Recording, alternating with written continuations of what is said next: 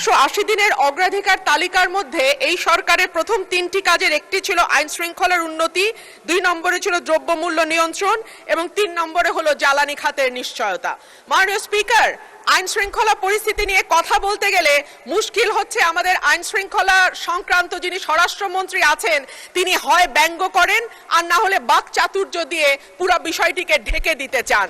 কিন্তু সাধারণ মানুষের সঙ্গে কথা বললে মাননীয় স্পিকার জানা যায় যে বাংলাদেশে পররাষ্ট্র মন্ত্রণালয়ে যেমন 3 জন মন্ত্রী আছেন, 64টা জেলায় 64 জন আইন শৃঙ্খলা বিষয়ক স্বরাষ্ট্রমন্ত্রী থাকলে কেবল মন্দ হতো না বাংলাদেশের আইন শৃঙ্খলা পরিস্থিতির এতই ভালো অবস্থা।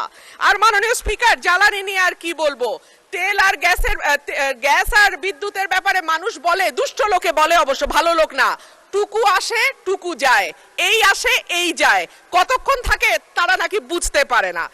এইবার আসি মাননীয় স্পিকার, যখন তেলের দাম বাড়ছে, যখন বিদ্যুৎ হাহাকার এবং যখন গ্যাস পাওয়া যায় না, তখন 1 কোটি নতুন কর্মসংস্থান সৃষ্টি করবে বলে যেই সরকার প্রতিশ্রুতি দিয়েছিল নির্বাচনে, সেই সরকার ক্ষমতায় আসার 6 মাসের মধ্যে 62,000 লোক তাদের চাকরি হারিয়েছে আর 900-র উপরে কলকারখানা বন্ধ হয়ে গেছে।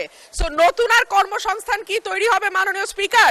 যারা আছেন চাকরি করছেন তাদের চাকরি আর কতদিন থাকে আল্লাহ মাবুদে জানে।